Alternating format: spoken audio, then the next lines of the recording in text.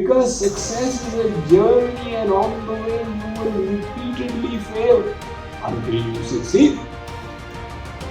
How we handle failure makes such a huge difference to the quality of your life. Third golden rule, which is something everybody has to battle with. Handle adversity to your advantage. We all prepare for success, but the fact is, failure is more common than success in life. Because success is a journey and on the way you will repeatedly fail until you succeed. How we handle failure makes such a huge difference to the quality of your life. Some people look on failure as a once and done thing. They wear it on their forehead, I have failed and I can do nothing about it. But others realize it's just one nodal point in the flow of life. And if you handle it well, it will become a springboard for greater success in future. That's what the Kellogg Business School in Chicago discovered when they studied their alumni. World famous school. So they discovered that those of their alumni who early on in their professional career encountered a failure but handled it with a positive mindset, they went on to succeed far more than their colleagues. It was very simple. They learned not to be careless. They learned to eliminate one thing that fails, and their chances of success increased. So, failure is not a permanent thing. And in fact, if you take a look at the many luminaries in the world, amazing personalities who inspired generations, you will discover that they failed as much as anybody else. The most popular president in the last 76 years of independent India has been a Mohammedan president of India called APJ Abdul Kalam. Now look at his life. He was born in a poor ferryman's family in a southern town of Dhanushkodi, a religious place. And he was the third of 5 siblings. His family was so poor, to augment their income, he used to sell newspapers for 5 paise commission. He was not good in studies either, but there was a free math tuition at 3 a.m. in the morning that he used to go and attend. He started progressing and thereby got a scholarship to college where he studied physics. But at the end, after graduating, he realized that his choice was bad. He had no love for physics. He did not lose heart. He entered the Madras Engineering College and did aeronautical engineering. There, for his final year project, his professor got annoyed and said, "Give me a sound project or I will cancel your scholarship." The project was the designing of an entire aeroplane. Subsequently, for the next 72 hours, he neither ate nor drank. And his project, which he submitted, got accepted. But in the year 1950, the only available career options for aeronautical engineers in India were either you join the Indian Air Force, IAF, or you enter the DRDO, Defense Research and Development Organization. He applied to the IAF where 28 candidates had appeared. 8 of them were selected. He was the 9th. He was rejected. heart fallen, that his hopes of becoming a pilot had been dashed forever, he went to the nearby religious town of Rishikesh, where he met Swami Vivekananda, the founder of the Divine Life Society. Swamiji told him, "It's all right." The Bhagavad Gita also begins with an adversity. The first chapter of the Gita is Arjun Vishad Yog. Arjun is lamenting. But when adversity is taken in proper mindset, it becomes a springboard. And that was Arjun's experience, for whom it became a blessing in disguise, and he achieved enlightenment. So read one chapter of the Bhagavad Gita every day. That was a habit that Abdul Kalam continued all his life. He joined the DRDO. He explains his posting was in Chennai, and there they didn't even have a permanent building, and they would carry missile parts on bullock carts. 5 Indian scientists were invited by NASA, and he was one of them. They loved his work ethics and offered him a permanent employment.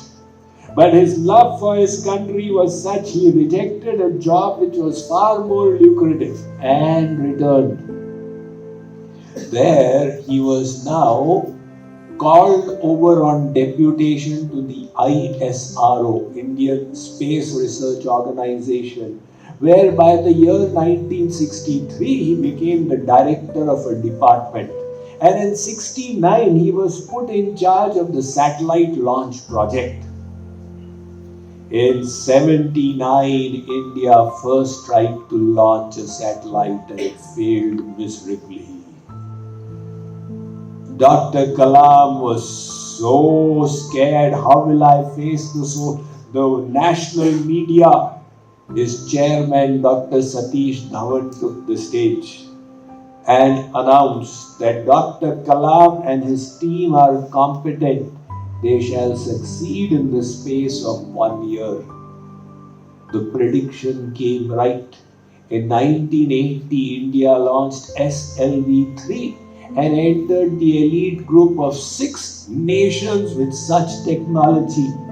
If you are aware, nowadays even America contracts satellite launching to India. So India entered the 6th group of countries. And subsequently, in 1982, when the belligerence of India's neighbors increased, he was then, Dr. Kalam, brought back into the DRDO and put in charge of the missile project. In 1982, they succeeded in launching the Trishul. And after that, they succeeded in launching the Prithvi and then the Akash. But when they went for long-range missiles, the Agni, it failed again and again. And Amul butter, they made fun of them. They used to release humorous advertisements. They released an advertisement that if they are looking for proper fuel for Agni, let them try Amul butter. But in 1985 itself, they succeeded in launching Agni as well.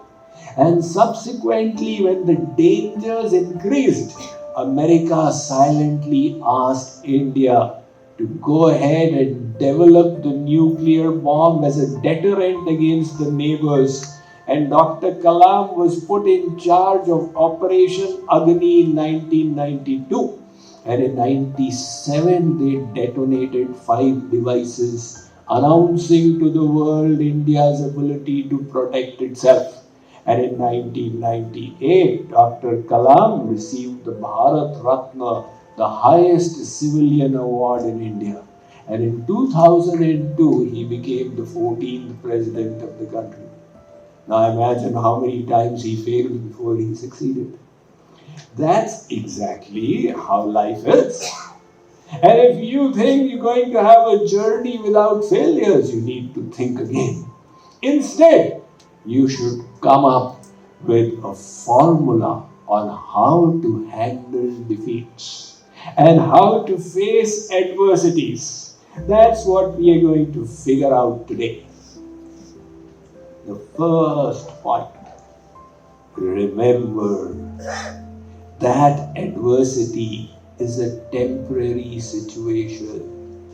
Just like the summer and the winter are both temporary. When the winter comes in Chicago, everybody's oppressed. Should we move to south? But then you handle it and it's followed by the summer. That's what Sri Krishna says. Matra sparshas tu kaunteya shitoshna sukha dukkhada agama paino nityastans didikshasva bharata. Arjun, this non-permanent appearance of happiness and distress is like the coming and going of the different seasons. Learn to tolerate them and move on. One king asked for advice from his wise ministers. Such advice that would stand him good in good and bad times. They got together and finally formulated a phrase, put it in paper and put the paper in a casket, fitted it on a ring and offered the ring to the king and said, whenever you want wisdom, you look at the message in the casket, it will be valid in all kinds of times. A few days later, the king's curiosity got the better of him. He picked out the message and it said, even this shall pass away. At that time, he was in the pinnacle of his prosperity. All was good everywhere. He had the full support of his subjects and harmony with the neighbors. He said, will this pass away? But till 2 months went by and the neighboring king declared war upon them. Unfortunately, they were taken by surprise. His army was scattered and on the run. He was separated from them and he was running with the enemy in hot pursuit. He reached a cliff and he said, now what? I am stumped. He took out the message again and it said, even this shall pass away. That gave him hope. He went and hid behind the cliff's edge and slowly he found these hooves of the army of the enemy coming close and then going away. And he realized he had been saved. He gathered heart, got his army together and successfully defended his kingdom. And again he was a prosperous king. But he knew even this would pass away. So remember, adversity is a temporary condition. Don't take it too seriously.